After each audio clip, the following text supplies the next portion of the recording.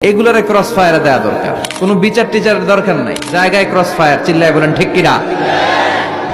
একটা পশু তার সমগোত্রীয় পশুকে হত্যা করে না। ছাগল কোনোদিন ছাগলের মারে না। একটা সিংহ আরেকটা সিংহকে নৃশংসভাবে হত্যা করে না। একটা বাঘ আরেকটা বাঘকে নৃশংসভাবে হত্যা করে না। কিন্তু একটা মানুষ আরেকটা মানুষকে নৃশংসভাবে হত্যা করে কি করে না? করে। একটা সিংহ আরেকটা সিংহকে মেরে 10 টুকরা 15 টুকরা 20 টুকরা করছে, এরকম কোনোদিন শুনেছেন? কিন্তু একটা মানুষ আরেকটা মানুষকে শুধু নৃশংসভাবে হত্যাই করে না, হত্যা করে 10 টুকরা 15 20 টুকরা করে বস্তাবন্দি করে ক্ষেতের মধ্যে ফেলে দিয়ে আসে। এরকম ডাকাত আছে না নাই? পৃথিবীতে মানুষের বড্ড অভাব। অনেকে বলতে পারেন, হুজুর কি বলেন, 700 কোটি মানুষ আর আপনি কোন মানুষের অভাব?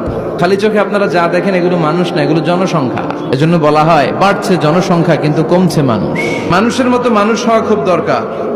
কোরআন এসেছে আমাদেরকে মানুষের মতো মানুষ বানাতে।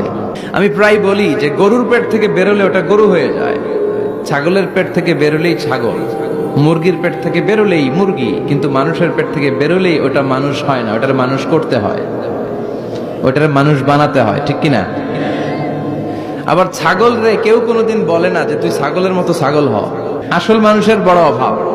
তো এই কোরআনটা এসেছে আমাদেরকে আসল মানুষ বানাতে, মানুষের মতো মানুষ বানাতে। আপনি আপনার ছেলের এই বইটা পড়াই দিয়েন, দেখবেন মানুষের মতো মানুষ হয়ে গেছে। এই ছেলে আর চাঁদাবাজি করবে না, টেন্ডারবাজি করবে না, খাদ্যে ভেজাল দিবে না, মাছে ফরমালিন দিবে না, কোন সুন্দরী নারীকে মাঝরাতে পেলে ধর্ষণের চেষ্টা করবে না। চিল্লা এখন ঠিক কিনা? এজন্য এই কোরআনটা পড়াইতে হবে, শিখাই দিতে হবে। মানুষের মর্যাদা সবচাইতে বেশি। মানুষ যদি শ্রেষ্ঠ হয়, মানুষ ফেরেশতাকে ছাড়িয়ে যায়। মানুষ যদি নিকৃষ্ট হয়, সে পশুত্বকে হার মানায়। খুব দামি কথা, মনে রাখবেন।